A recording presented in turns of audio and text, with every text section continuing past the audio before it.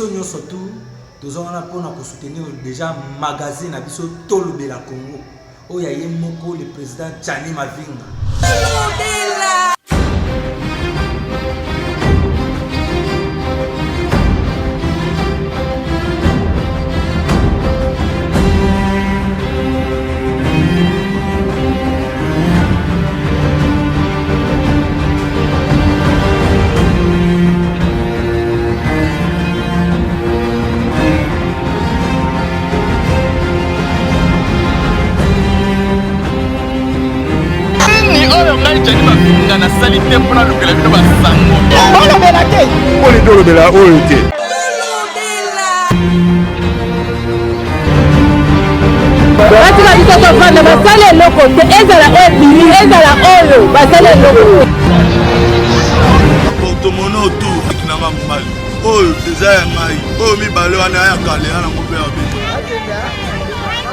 Édition epesami na site touristique Pacific Palace.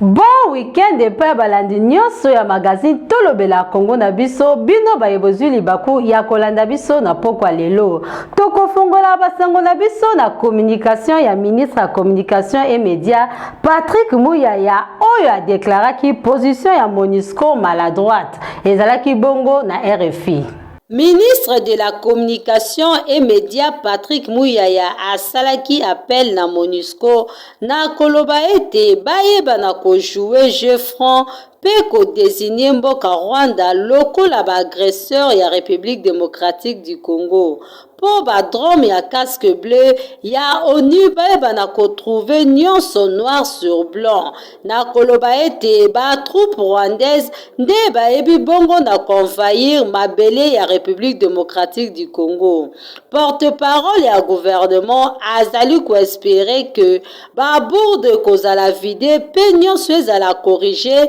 pour vérité ezala établie. Pe ministre en intervention na à France 24 ayebi na koloba ete déclaration à MONUSCO ezali maladroite. Vu les deux militaires de force spéciale rwandaises qui ont été arrêtés en République démocratique du Congo, vous les avez vus avec leur tenue ainsi que leurs munitions. Et puisqu'il existe un mécanisme conjoint de vérification, à travers ces mécanismes, ces militaires ont toute liberté interrogés. Ils ont dit qu'ils étaient en opération spéciale en République démocratique du Congo. Ils devaient attaquer le camp militaire de Rumangabo. Ils ont été défaits dans leur tentative par nos forces armées et ils se sont perdus 25 km loin de la frontière. Et vous avez vu que le Rwanda a dans un communiqué reconnu que c'était ces militaires. Et le président Tshisekedi, après avoir rencontré le président Lorenzo de l'Angola, oui, a pris la décision de rendre ces militaires, bien au-delà de ce qui est apparu comme nez sur le visage, parce que c'est imparable. Vous savez tous que nous ne sommes pas belliqueux pour traverser la frontière et aller prendre les militaires rwandais, mais il existe aujourd'hui des images, des drones, et je souhaiterais vivement que la MONUSCO sorte de son silence et de son administration pour qu'elle soit en mesure de dire comment, et cela sera en mémoire aussi de 8 casques bleus qui ont été tués parce que leur hélicoptère a été bombardé par la M23. Au moment où je vous parle, il y a 2 jours, la MONUSCO, les casques bleus de la MONUSCO ont encore essuyé des obus et ils le disent que le matériel utilisé par la M23, qui, je dois le rappeler, est un mouvement défait depuis 2013 et désarmé, est un matériel sophistiqué, des matériels de vision nocturne. Non, évident. C'est tellement évident que cela apparaît comme nez sur les visages et qu'aujourd'hui, on ne peut plus continuer à nous mentir parce que il y a quelques années, c'était la même rhétorique. C'est pas nous,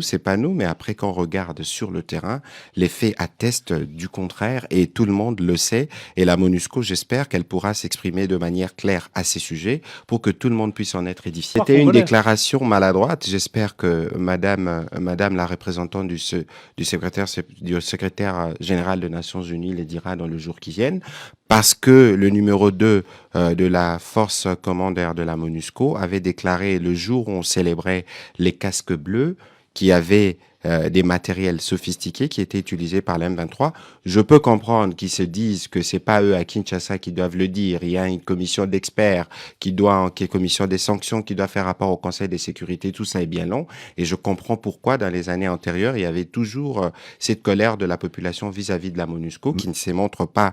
très prompte à dénoncer le mal lorsque le mal est fait et surtout en l'occurrence la présence de troupes rwandaises aux côtés du M23. Esengeli koyeba ete mboka Rwanda nde bazali ko soutenir M23 pe ministre ayebi bongo na ko comprendre tina nini population congolaise na bane antérieure to pe na bane o eleki bazalaki kotelemela mission ya MONUSCO awa na République démocratique du Congo ezalaki nango pamba te kasi ezalaki na tina lelo ministre a constaté que MONUSCO bazali kosala mosala na bango lolenge oyo esengeli te na kati ya sol congolais lolenge oyo esengeli te na kati ya mabele ya République démocratique du Congo. Malgré présence ya MONUSCO kasi bitumba na est ezali kosila te ba troupe rwandaise tozali komona bango kaka na mabele ya République démocratique du Congo pe bazali ko fournir M23 na munitions. Biso magazine Tolobela Congo tokosenga epai ya autorité congolaise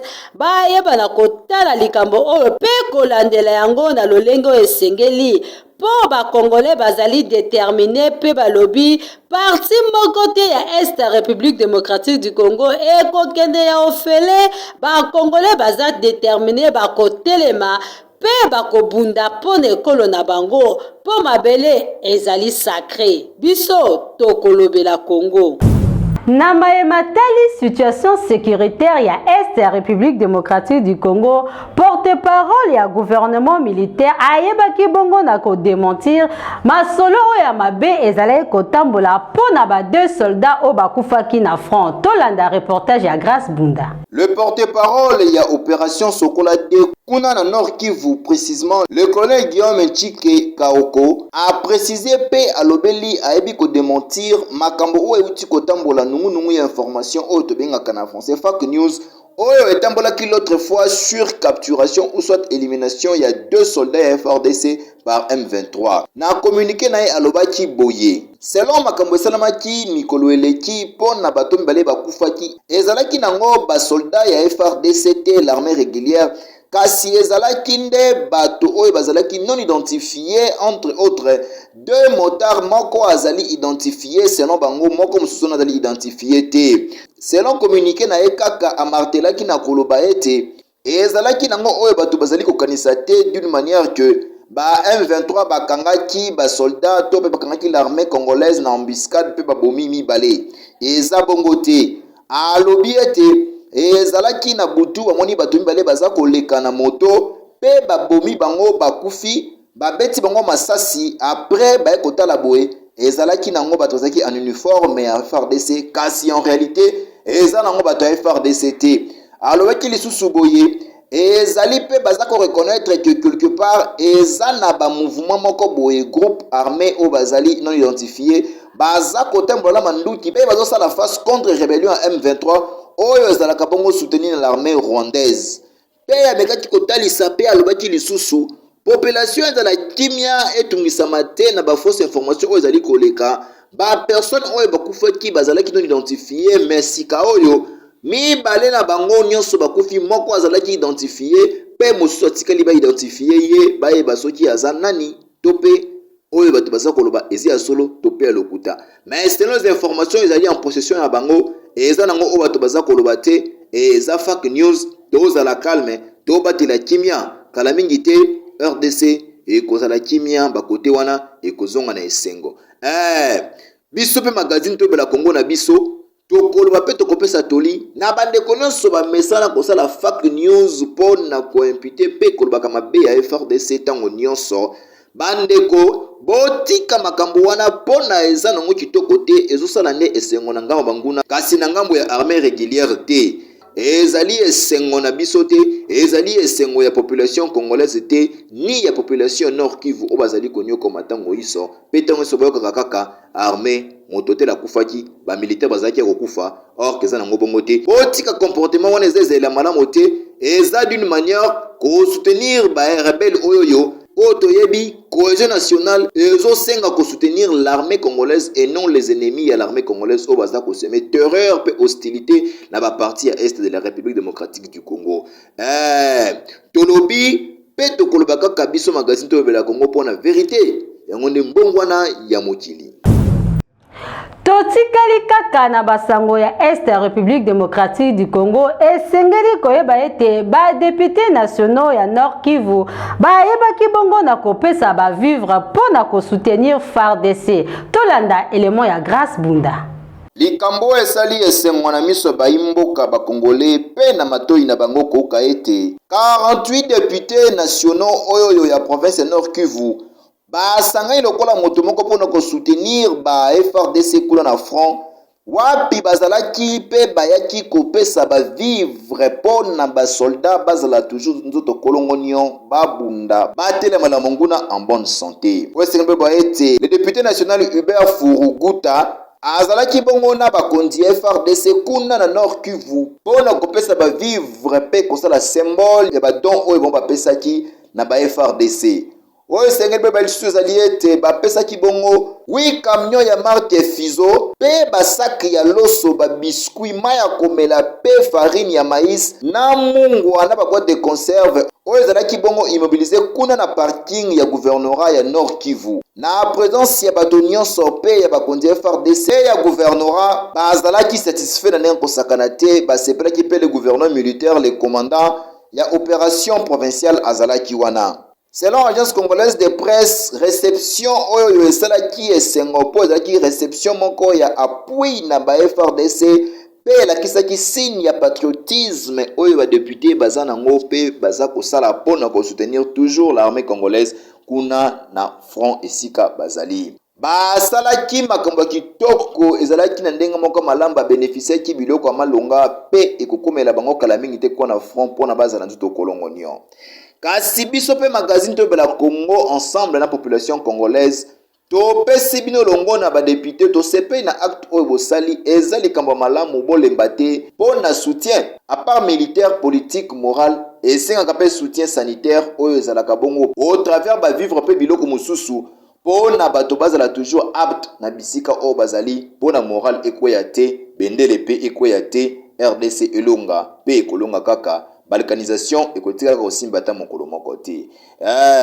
Magazine to bela Congo tolobi pe tokoloba kaka pona vérité yango nde mbongwana ya mokili. Ligue de femmes pour la paix et la liberté ya Nord Kivu va s'engager pour lutter contre l'insécurité au ezali ko régner na province na bango. Tolanda bilili ya Grâce Bunda. Basangani lokola moto moko basi ya Nord Kivu pe na ba jeune fille bazalaki invité pe ba intégrer force de défense et sécurité en vue de contribuer à la pacification du pays o ezalaki bongo tem na bango ya mokolo oyo esangisaki bango. Basi pe ba jeune fille oyo ba telemi pe bazali engagé pour mobiliser bandeko toujours en faveur de la force armée République démocratique du Congo oyo ba telemi pour na kotelemela ba mouvement rebelle oyo M23 ba telemi kwa na province Nord Kivu pour na ko empêcher pe kotia en inquiétude population ya Goma.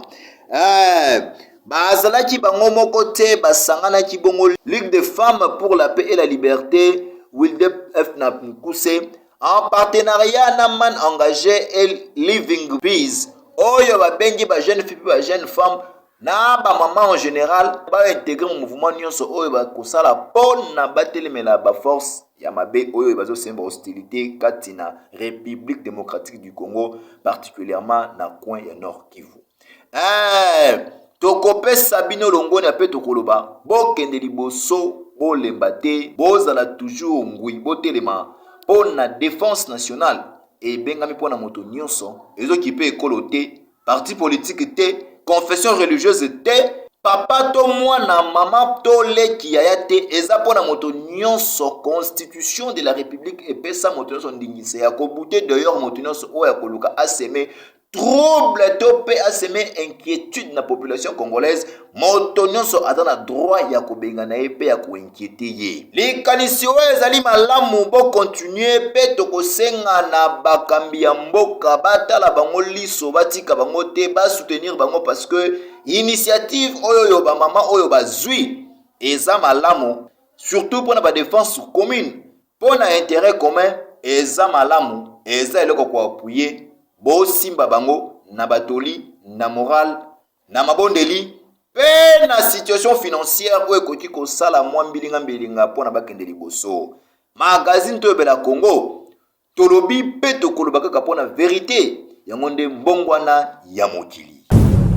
Na ngambu ya enseignement esengeli boyeba ete ministre EPST Tony Mwaba ayebaki bongo na koéclaircir opinion concernant retard ya paiement ya enseignant. Tolanda reportage ya Grace Bunda.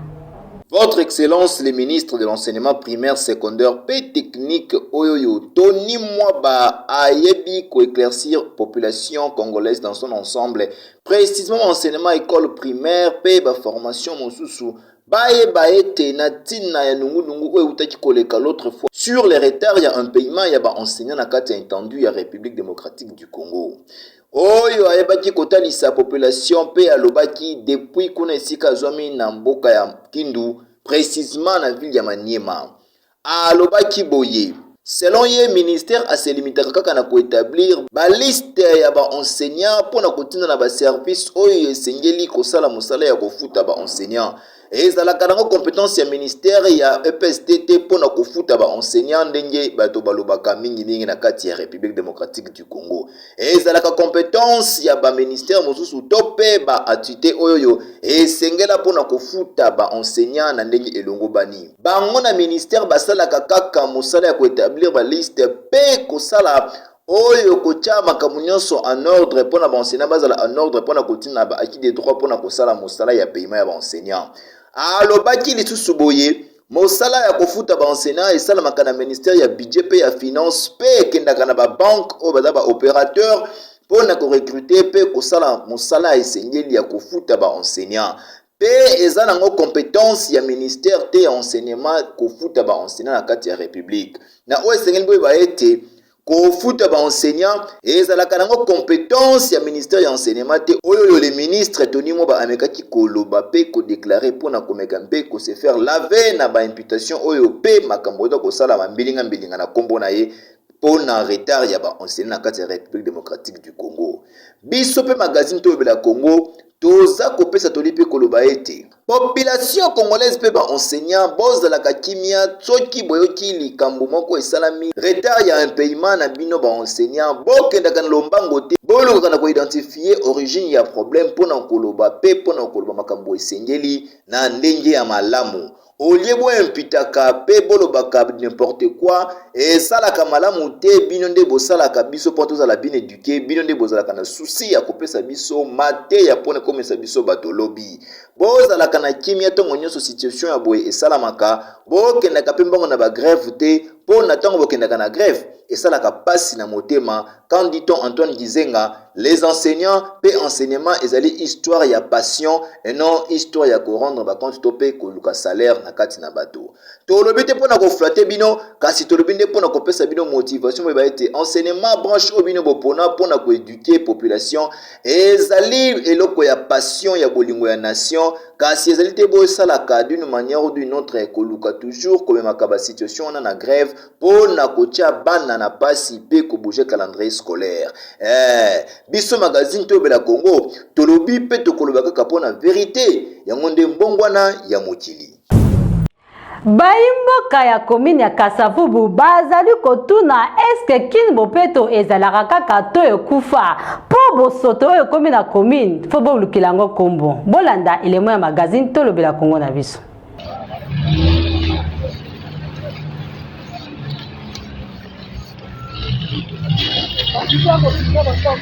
Likambo ya insalubrité oyo tozo kolobela pe kobeta sete tango neso tokolemba te kino mokolo eko changer pe nde tokotika pona oyo ekomi soli na miso ya bato me tokoloba kaka awa tozali bongo na commune ya Kasavubu, précisément commune oyo bapesa kombo ya premier président de la République démocratique du Congo oyo azalaka ancien bourgmestre ya commune oyo na kombo ya Dendal dans les années 60 avant indépendance. Kasi yo tozali komona tosali comparaison ya baneo eleki dans les années coloniales pe bane mosusu commune oyo ezalaka kitoko ezalaka parmi ba commune oyo ezalaki kitalatala RDC particulièrement ya ville province ya Kinshasa. Kasi lelo ezali kate, lelo ezali bongo te, lelo ekomi commune ya soni pona salito ekomi kobima awa. Tozo bate soki to tuna nani, pe to lobela nani, mais vérité ekoyeba na kaka. Salite eleki ebele tozo tuna kin bopeto ozalaka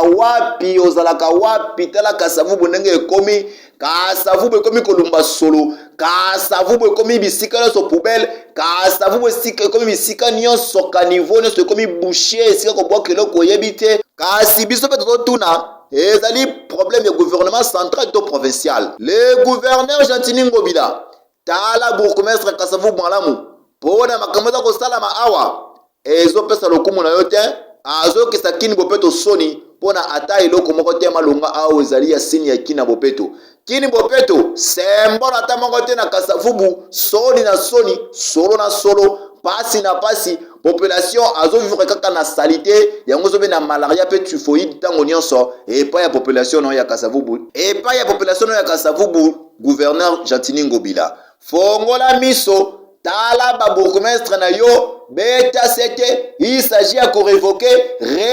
bango pona basala soni ya kini bopeto pe bazol bimisa incompétence na miso. Oh, ezo sala pasi komona makambo ya boye en plein 21e siècle salite na commune phare ex-commune présidentielle oyo eza na kombo ya ex-président ya République démocratique du Congo. Tala botika kosala boye banoma bino po na bosala propriété ya ba commune na bino eno ya mapangu na bino. Les bourgmestres boza wana pona kosala pe ko accompagner vision ya gouverneur oyo azali ya Kinshasa pe ministère nyonso ya malonga. Kasi obino za kosala eza soni pasi pe mawa. Biso pe magazine to na Congo tolobi pe to koloba kaka pona vérité yango ni mbongwana ya mokili. Cabinet de santé, la santé n'a pas de prix. Ezali wana pona bino nyonso bozali na problème à bokono. Okoti kao obimi ok.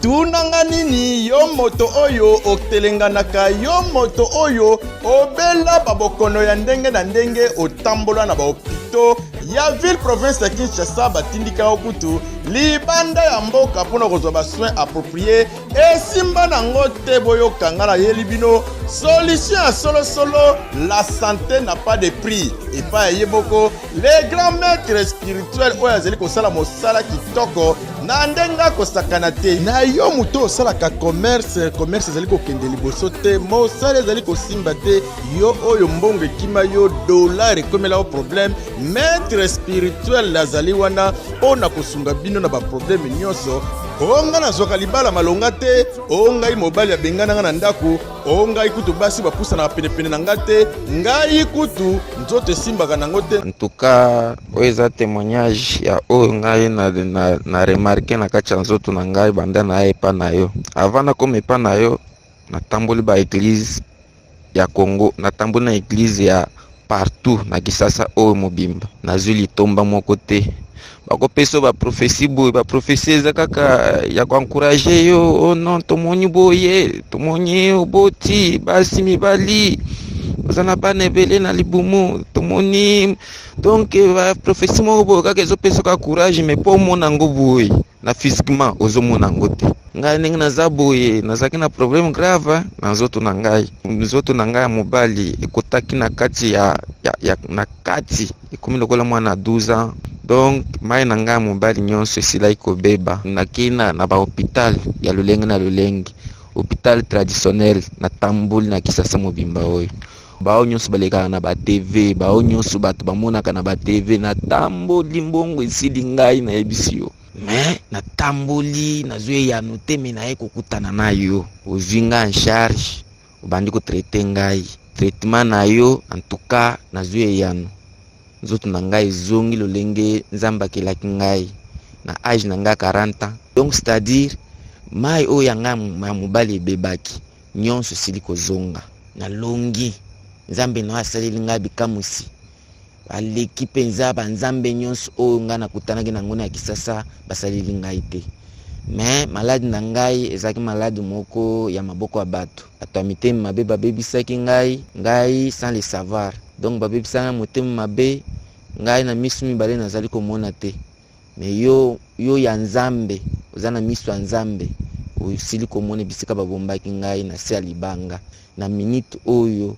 nakomi capable mpenza ya kopesa mwasi zemi minute oyo mwasi na ngaza na zemi banda kutukosambela na nzambe apimela ngai biloko nyonso ya mokili apimela ngai bomengo apimela ngai nyonso bato balingaka kozala nango apesangaka mabota tala ti age na ngai ya 40 ans naza nanu na mwana te me lelo grâce na yo lelo mwasi na ngai aza na zemi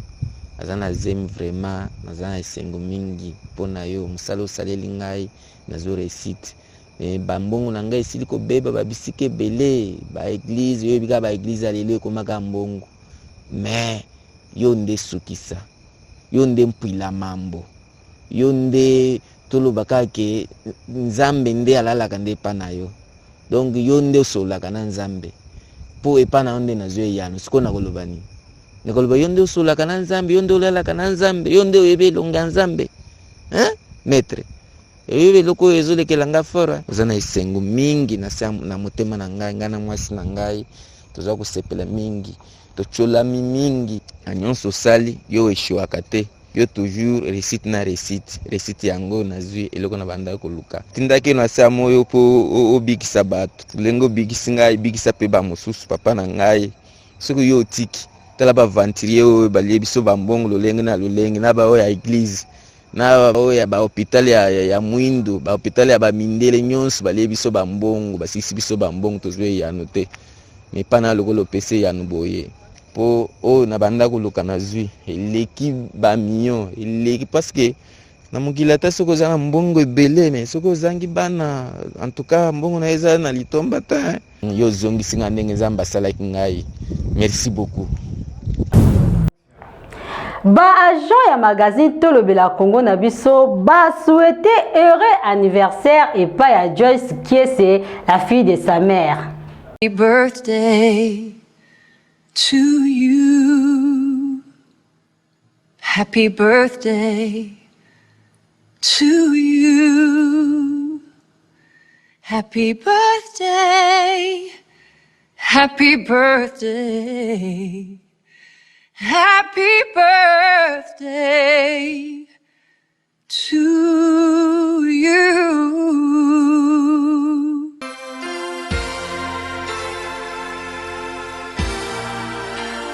Joyeux anniversaire.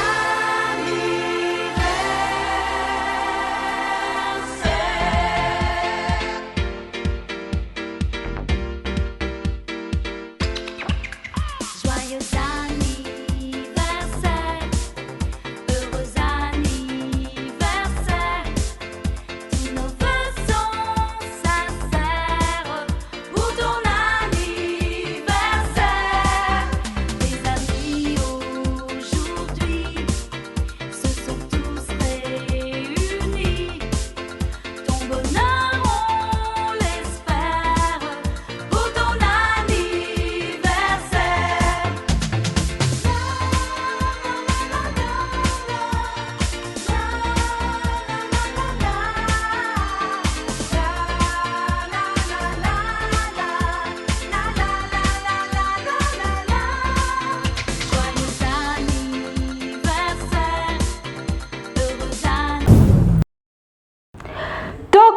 na suka édition na biso ya pokwa lelo topesi bino merci pour na patience pe fidélité oyo bozalaka na yango ya kolanda magazine tolobela Congo na biso. Na pesi merci epa ya mon DG oyo asalaki nga privilège ya kobima lisusu na pokwa lelo liboso ya betonde eke na bino pe na pesi merci epa ya Sam Tata Libandi ya soin oyo azalaki na sima ya caméra. Bongo montage esimbamaki epa ya yemoko aujourd'hui nzeza 4G na édition ya Lydia Ngunza nyonso na supervision ya Grace Bunda. Édition lelo to dédié yango epa ya mwasi ya talo mwasi ya lokumu yemoko Jennifer Lwanga mama décor epa na ye décoration en fait na yo assuré elongo na Dodoli babengaka ye bongo mama lopango mama ya soin biso na bino tokutani mikolo mizali koya. Édition oyo epesami na site touristique Pacific Palace.